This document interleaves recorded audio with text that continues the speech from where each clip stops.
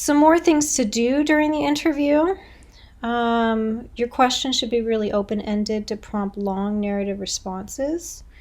So they should not be yes or no. They should be, tell me a story about this. Tell me a story about this time in your life.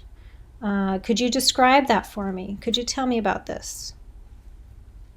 You want to employ your 2-sentence question format. So that's when you kind of summarize your thoughts and then ask your question. So you might say, well, I'm really interested in finding out about 1968 as the time of change. Could you tell me what was going on in your life in 1968, right? You want to acknowledge some of your observations and interpretations that you make during the interview. You don't want to do that all the time. You want to keep some of it to yourself. So if you notice somebody's getting really nervous about something, if you feel comfortable with them, you can say, oh, I noticed that question kind of made you uncomfortable. But if not, you can just make note to yourself and say, okay, maybe this is something I shouldn't ask more about, or maybe there's some really like heavy memories there and I have to be careful about how I ask these things. We talked about clarifying terms, and I'll give you all some sample prompts to look at just as kind of a good basis to build some of your questions from. Also, your narratives don't have to be chronological. So the way that memory and the brain works, it's kind of a web where there's many points of memory that connect from one thing to another. And that could be something that happened when they were 5 years old and something that happened when they were 25. And so it's not going to move from one thing to another year by year by year. It's going to jump based on some theme that's connecting them or some sort of memory synapse that's like connecting them, right? So let them kind of follow that. You can always lead them back, but see where those connections come up. Don't stick to a script, right? So kind of like I mentioned, one story can naturally lead to another. And ask your interviewee to imagine that they're teaching somebody who has no idea what they're talking about. So maybe if you have something shared in common, they may use shorthand and kind of assume that you know the same things that they do. But just think about who may listen to your interview later. Maybe they don't know all of these details.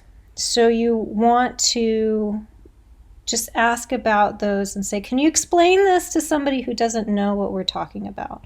And then move on to discussing it. And especially if they're using like acronyms or shorthand or whatever it may be. Some things to avoid.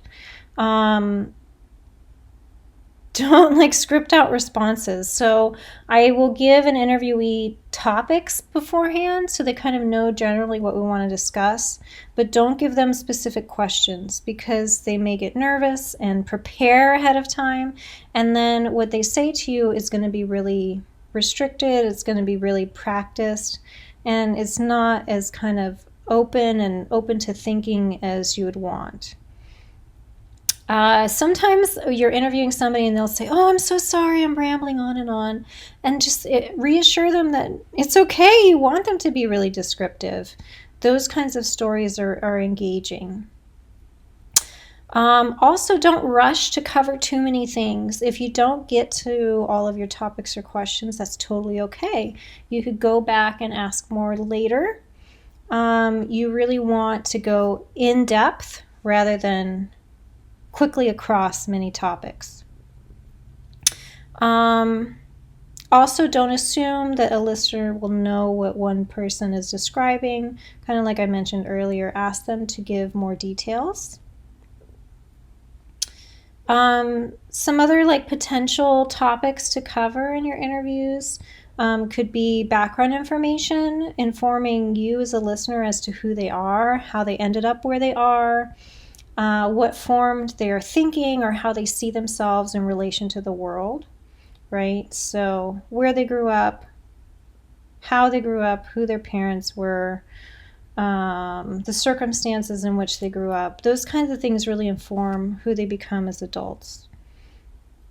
Maybe if you're looking at a social movement or some sort of topic theme, Ask about this. Ask how they kind of got into this work and or advocacy, and what it's meant to them, and what specific events led to them getting involved, right? So thinking about how they got involved, and then what they saw and did while they were there. Their memories about how they got involved in something will be kind of more vivid than others. We talked about a bit about days of transition or key decisions that they made. Maybe something that they've overcome or persevered through. Maybe there was a time that they were really under a lot of pressure, or they were really tried and they almost gave up, right? So it was a time maybe they almost gave up and they decided no, they had to keep going, right? Those can be really compelling. Maybe some surprising or creative questions, maybe something that they may not really expect. Those can be kind of fun.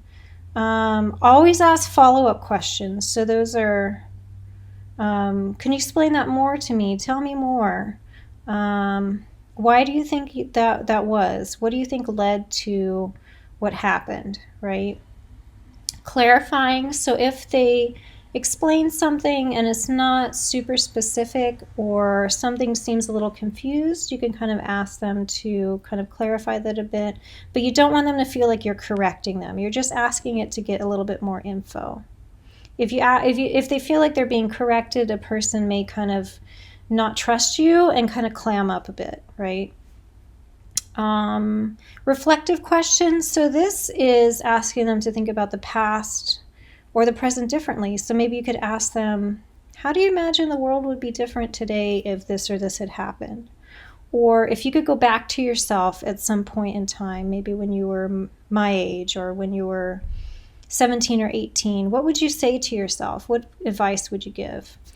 Or you could say, what advice would you give to somebody today who is just starting out in this? Or, what do you wish to give to future generations? So those kinds of things can kind of help somebody sum things up or give some interesting insights. And then some closing questions. I always ask, too, if somebody wants to share something that I forgot to ask about. And those can be kind of interesting, like things that I hadn't even thought about in my questioning that they'll add. Some challenges that might come up.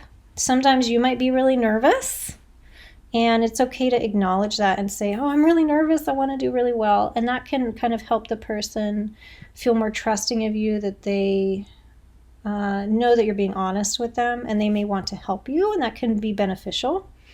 There may be trauma somewhere or really strong emotions about something, and just be prepared that that can happen at any point in an interview. Now, if you know something traumatic is going to come up, I would ask that about a third way into the interview. So at that point, they know that they can trust you.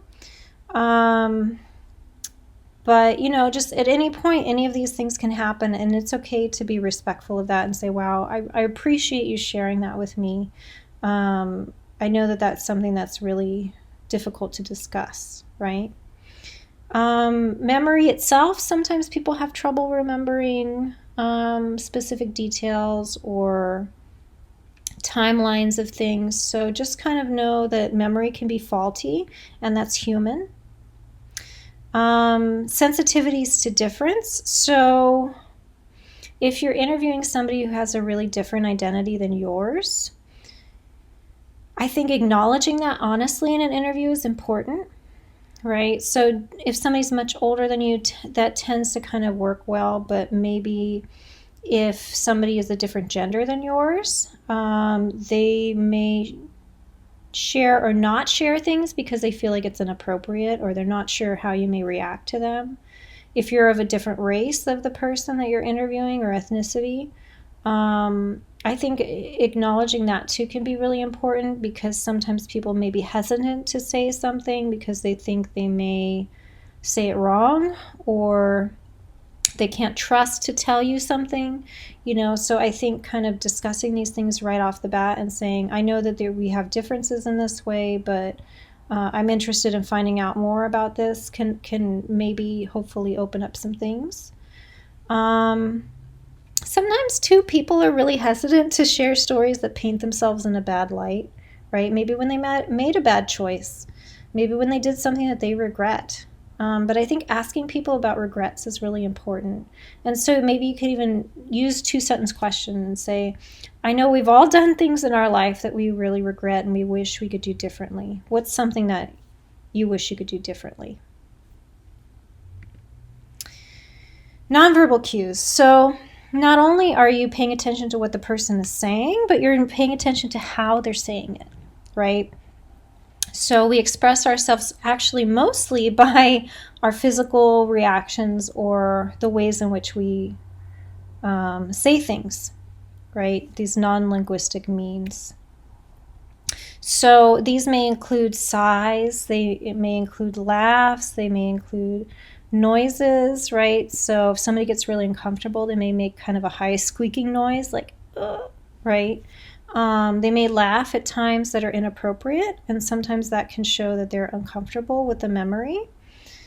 Or if somebody sighs, like it can show that they have a lot of like, there's a lot behind that, and so that to me would be a sign that I want to ask more and be like, it seems like that was really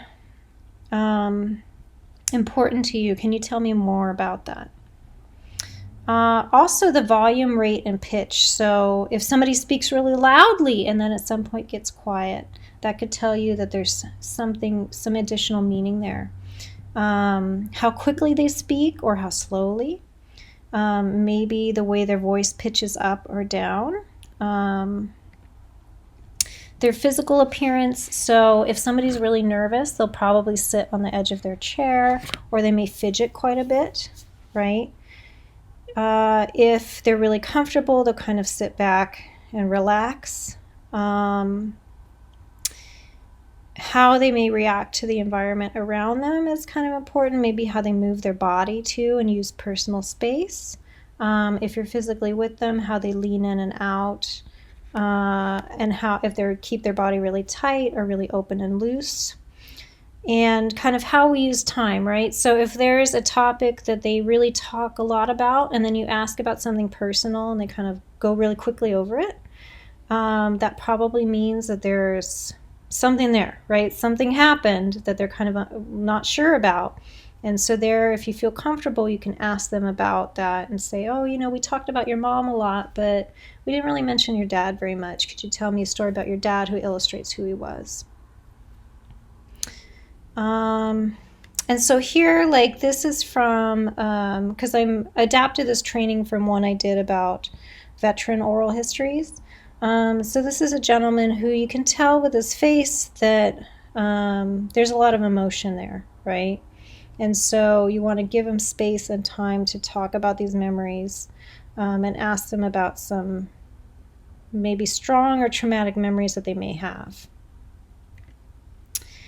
Additionally, like body language, right? So if you look here on the bottom, this gentleman, you can see he's holding his arm, right? So when somebody, is that what he was being kind of asked about?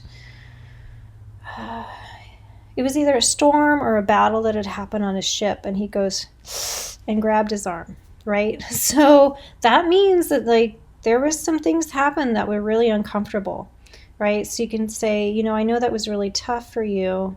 Could you tell me more about things that happened that day? Right? And that kind of goes along with gestures too. Some people use their hands quite a bit, some people don't, and they may hold and clasp them. So if you see differences there, that can mean something too. And facial expressions. So sometimes people can tell you a story that's a really challenging one. So like the gentleman on top here is part of the Densho project where they interview people about the Japanese internment. And they may smile and tell you, like, use a lot of humor in a moment that is really kind of difficult. And that could be their way of coping with it. Or like emotionally dealing with it, or we call it like emotional masking. And so that I think that's something to kind of keep in mind. Or somebody could be maybe really sullen at a point when you wouldn't think that they would be, right? So kind of see where things line up and don't line up. And people feel social pressure to be really nice and they want you to feel okay. And so I think it's okay to let them know, like, it's all right if you want to share something with me that's not easy, right? And just saying that can give them kind of permission to be a little bit more open and honest with you. So here are some additional projects that are really kind of interesting projects. There's so many oral history projects out there, but I definitely recommend looking at some of these. This is the Voces project out of University of Texas. They did a lot of oral histories with Latinx veterans of, different genders, and a lot of them for World War II, Vietnam, a lot of other wars. So they have some really great stories in that, and people talking about their experiences in the armed forces and discrimination and acceptance and family and loved ones and all this kind of really interesting stuff. The Oral History Association has a lot of really great resources and some additional guides. American Folklife Center, and there's a lot of training out there if you want additional oral history training. Baylor University also does some great oral history training. Okay, thank you so much.